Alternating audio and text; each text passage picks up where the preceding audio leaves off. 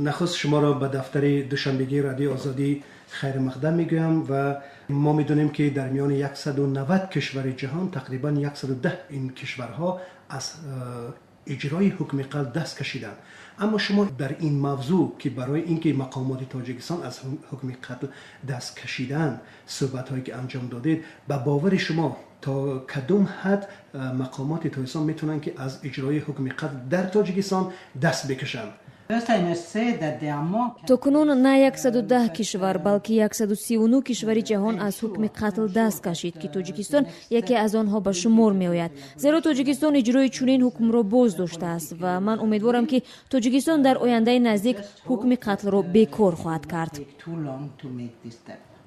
تشکر زیاد. به حالا میخوام توجه شما را به وضع بیکار نمودن حکم قتل در کشورهای در حال رشد جلب کنم. مثلا تا جایی که ما میدونیم در بعضی از شتات‌های ایالات متحده آمریکا حکم قتل بیکار کرده نشده است و این کشورهای در حال رشد را دلگرم میکند که از بیکار نمودن حکم قتل دست نکشند.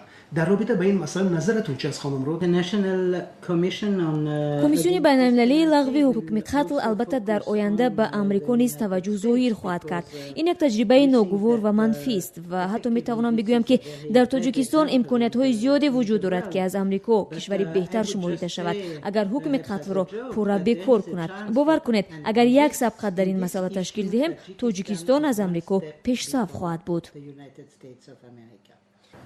حالا میخوام که توجه شما را به یک مسئله دیگر جلب کنم. اینکه در یکی از منطقه‌های تاجیکستان نزدیک به شهر دوشنبه یک حادثه رخ داد که یک نفر به خاطر پول یک خانه حمله کرد و چند نفر عضو خانواده را به قتل رسانید. واقعا این یک حادثه مدهش بود که غیر منتظره بود که مردم را سخت تکان داد. اگر شما حکم خودتون را در رابطه با این حادثه اعلام می داشته، چگونه حکم می برآورده می شود که شما آشکارا و خیلی گشاده در رابطه با این نظرتون را بیان می داشته؟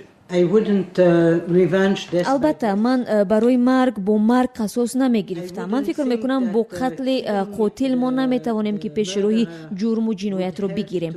من حتما راههای بهترینی به جزا کشیدن این فرد را می دیدم و به اعتبار می گرفتم که آیا این شخص وقتی که دیگران را به قتل رسانید آیا هوشمند بود یا بیخود، یعنی دچار بیماری روحی بود یا نه. و با نظر داشت اینها طبق قانونگذاری کشور به این شخص جزای طولانی محرومیت از آزادی را میدادند و حتما در مدت اجرای جزا به خاطر به زندگی سالم برگشتن و به شخص مثبت تبدیل یافتنش در محبس با او همکاری میکردم. تشکر زیاد. بسیار صحبت جالب است.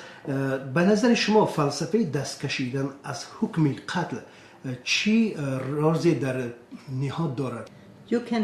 شما می توانید از جنایت‌های دهشتناک نمونه‌های زیادی آورید، اما پاسخ من همیشه یک خیل خواهد بود. مقصد ما به قتل رسانیدن دیگران نیست. البته ما باید قاتل را جزا دهیم و به جوابگری کشیده منفعت‌های جبر دیده را حمایت کنیم، اما ما حق نداریم کسی را از حیات محروم سازیم. البته توسط قتل یک نفر شما نمی توانید که به خطری مردم را بیشتر سازید.